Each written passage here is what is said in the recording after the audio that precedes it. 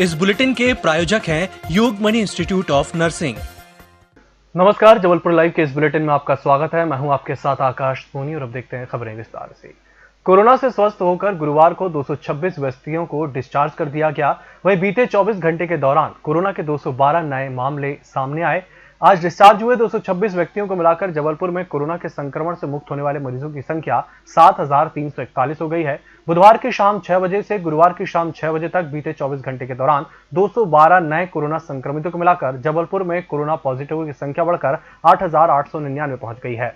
बीते 24 घंटे के दौरान 2 व्यक्तियों की मृत्यु की रिपोर्ट प्राप्त हुई, जिसे मिलाकर जबलपुर में कोरोना से अभी तक 136 व्यक्तियों की मृत्यु हो गई है। जबलपुर में कोरोना के एक्टिव केस अब 1,422 हो गए हैं। आज दिनांक तक कुल संक्रमित व्यक्तियों की संख्या 8,899 है। वर्तमान में एक्टिव केस 1,422 है। विगत 24 घंटे में मृत व्यक्तियों की संख्या 2 है। अभी तक कुल मृत व्यक्तियों की संख्या 136 है। कुल सस्पेक्ट व्यक्तियों की संख्या 2,237 है। कुल कंटेनमेंट क्षेत्र 42 है। आज 2 नए कंटेनमेंट क्षेत्र स्थापित किए गए हैं। संस्थागत क्वारंटीन किए गए व्यक्तियों की संख्या 992 है। होम क्वारंटाइन किए गए व्यक्तियों की संख्या 890 है। कोरोना के संक्रमण से बचाव के प्रति लोगों में जागरूकता पैदा करने का कलेक्टर कर्मवीर शर्मा का अनोखा अंदाज आज सिहोरा के निवासियों को देखने को मिला।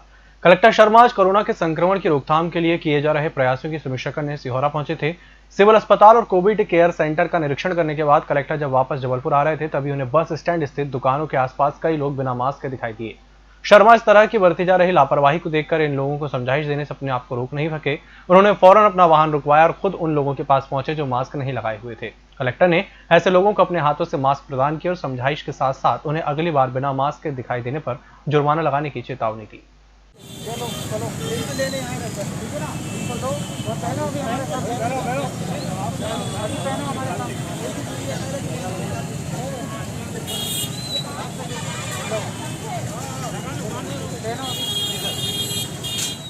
कलेक्टर कर्मवीर शर्मा के निर्देशानुसार रोको टोको अभियान के तहत गुरुवार देर शाम तहसीलदार रांझी स्वाति सूर्य के नेतृत्व में की गई कार्रवाई में गलगला स्थित प्लास्टिक से बने डिस्पोजेबल की एक दुकान को सील कर दिया गया। तहसीलदार स्वाति सूर्य के मुताबिक छाबड़ा आई हॉस्पिटल के सामने स्थित विनय प्लास्टिक नाम की इस दुकान पर यह कार्रवाई फिजिकल डिस्टेंसिंग उल्लंघन और मास्क न पहनने के कारण की गई। कार्रवाई में टीआई बेलबाग और नायब तहसीलदार भी मौजूद थे। नई मॉडल मंडी एक्ट के विरोध में प्रदेश की 272 मंडियों में कामकाज बंद रहा। जबलपुर की भी मुख्य कृषि उपज मंडी में सभी दुकानें बंद थी और व्यापारियों ने कोई काम नहीं किया। इस दौरान किसानों ने खरीदी भी नहीं की और ना ही किसान मंडी की ओर आए। व्यापारियों का साफ कहना है कि सरकार ने किसानों को मंडी के बाहर अपना माल भेजने की छूट दे दी है, जिससे किसी तरह का कोई टैक्स नहीं लिया जाएगा। लेकिन यदि किसान मंडी में आकर अपनी उपज बेचते हैं तो ऐसे में व्यापारियों को टैक्स देना होगा, जो पूरी तरह गलत है। इस तरह से सरकार व्यापारियों का कामकाज बंद करना चाहती है। इसके लिए व्यापारियों ने केंद्र और राज्य दोनों सरकारों को दोषी माना है। कि हमारे मंडी व्यापारी एक मुद्दे को लेकर जो प्राइवेटीकरण है, जो नया मंडी एक्ट कानून को लेकर टोटल विरोध में, इसीलिए हमारी सारी मंडियां 272 मंडियां प्रदेश की। केंद्र सरकार ने जो अध्यादेश लेके आए हैं कि व्यापारी या कोई भी व्यक्ति किसान से डायरेक्ट माल कहीं भी खरीद सकता है। अगर बात करें तो किसान अभी भी स्वतंत्र था इसके पहले, इस नियम लाने के पहले, कि किसान माल कहीं भी बेच सकता है। लेकिन कहीं ना कहीं ये नियम आने से ये मंडी आगे भविष्य में ख़त्म करने की तैयारी इसमें दिखती है। राज्य सरकार से हमारी ये प्रमुख मांग, अभी जो हड़ताल हमने की है अनिश्चितकालीन, इसके लिए प्रमुख मांग हमारी यही है कि आज आपने मंडी चौक के बाहर जो माल खरीदेगा उसको मंडी शुल्क नहीं लगेगा, लेकिन मंडी के अंदर अगर आप माल खरीदते हैं तो हमको 1.5% मंडी शुल्क एंड 0.20 निराश्रित शुल्क लिया जाता है। तो हमारी प्रमुख मांग यही है कि हम अगर उनके कॉम्पिटिशन में आना है तो 0.5 हमारा मंडी शुल्क किया जाए, 0.20 जो हमारा निराश्रित है उसको खत्म किया जाए। एकात्म मानववाद का मूल मंत्र देने वाले पंडित दीनदयाल उपाध्याय की आज 104वीं जयंती है। बीजेपी के पितृपुरुष कहलाने वाले पंडित दीनदयाल उपाध्याय की 104वीं जयंती को भारतीय जनता पार्टी धूमधाम से मना रही है। पंडित उपाध्याय की जयंती पर जबलपुर में कई आयोजन किए गए। इस सिलसिले में दीनदयाल चौक और तिलहरी में भाजपा कार्यकर्ताओं ने पंडित दीनदयाल की प्रतिमा पर माल्यार्पण किया। इस मौके पर तमाम भाजपा नेता और कार्यकर्ता मौजूद रहे। भाजपा नेताओं ने कहा कि पंडित दीनदयाल का राजनीतिक जीवन पारदर्शिता रखने का सबक सिखाता है। साथ ही उनके पूरे राजनीतिक जीवन से भाजपा को नई दिशा मिलती रही है और समाज की अंतिम पंक्ति में खड़े व्यक्ति के उत्थान के लिए प्रेरणा मिलती है। इसलिए आज उनके जन्म उत्सव में भाजपा के कार्यकर्ता उनके दिखाए रास्ते पर चलने का संकल्प लेते हैं। रानी अवंती बाई वार्ड में प्रत्येक बूथ पर पंडित दीनदयाल उपाध्याय जी की जयंती का कार्यक्रम मनाया जा रहा है। आज उनके कार्यक्रम के अवसर पर गरीबों में फल वितरण एवं उनके द्वारा बताए गए एकात्म मानववाद के दर्शन का सभी को जानकारी देना, अधिकतम लोगों पर उसका प्रसार करना कि पीड़ित मानवता की सेवा में समाज के अंतिम व्यक्ति तक किस तरीके से पहुँच कर सेवा की जाए, उनके इन भाव को आत्मसात करने का संकल्प भारतीय जनता पार्टी के सभी कार्यकर्ताओं के द्वारा किया गया। आज पंडित दीनदयाल जी उपाध्याय जी की जयंती है। भारतीय जनता पार्टी का हर एक कार्यकर्ता एकात्म मानववाद दर्शन, पीड़ित मानवता की सेवा को आत्मसात करते हुए सेवा करता है। पंडित दीनदयाल जी उपाध्याय से किसी ने प्रेरणा ली थी तो वो है दादा श्री ईश्वरदास जी रोहाणी। उन्होंने अपनी कैंट विधानसभा के अंतर्गत चहुमुखी विकास किया, पीड़ितों की सेवा की।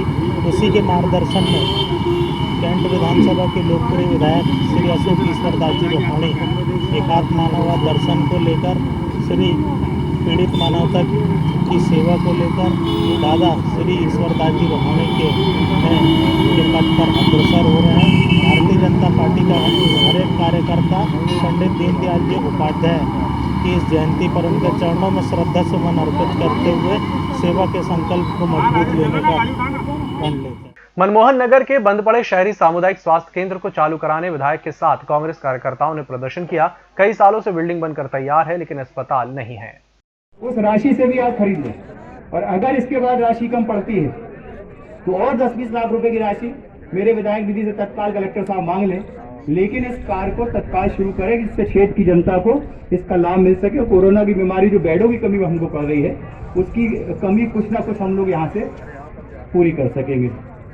मैं धन्यवाद देता हूँ कि जिला प्रशासन के जो जिम्मेदार अधिकारी आए हैं इसको समय सीमा में कराएंगे, जिससे कि आपको अगले किसी आंदोलन के लिए दोबारा यहाँ आना पड़े। इस अस्पताल को चालू नहीं किया गया तो युवक कांग्रेस उग्र आंदोलन करने के लिए बाध्य रहेगी। इस मौके पर जिला चिकित्सा अधिकारी भी पहुंचे, जिन्होंने हमें आश्वासित किया है कि 7 दिनों के अंदर इस अस्पताल को वो चालू करेंगे।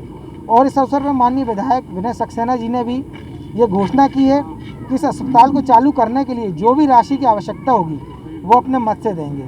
हम आपके माध्यम से एक बार कलेक्टर महोदय को इस बात के लिए जताना चाहते हैं कि पूरा संस्कार धानी कोरोना से ग्रसित है। इस समय सभी काम छोड़ के जो अस्पताल बन चुका है उस पर कोई राजनीति न की जाए और अतिशीघ्र से चालू किया जाए। माननीय विधायक जी ने इस अस्पताल को शीघ्र शुरू करने हेतु ज्ञापन दिया है।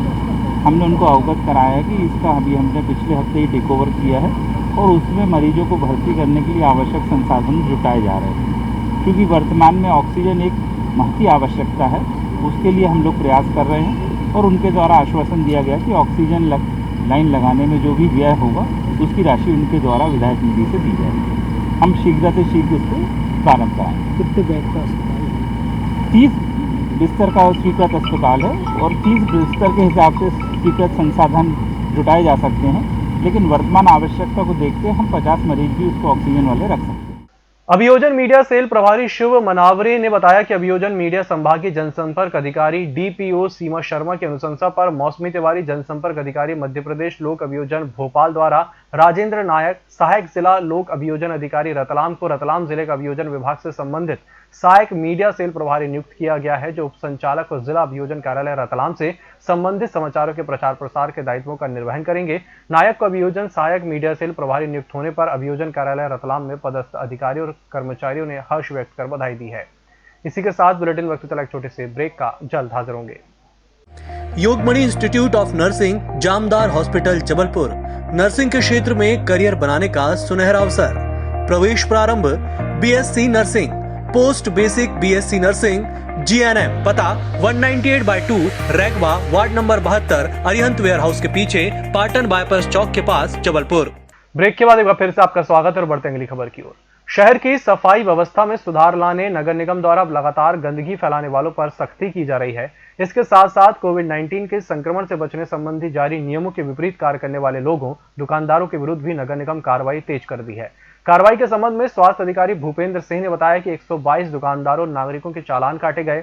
इस दौरान सभी संभागों के अंतर्गत 12,150 रुपए से अधिक जुर्माने के रूप में वसूली कर निगम खजाने में जमा करवाए गए।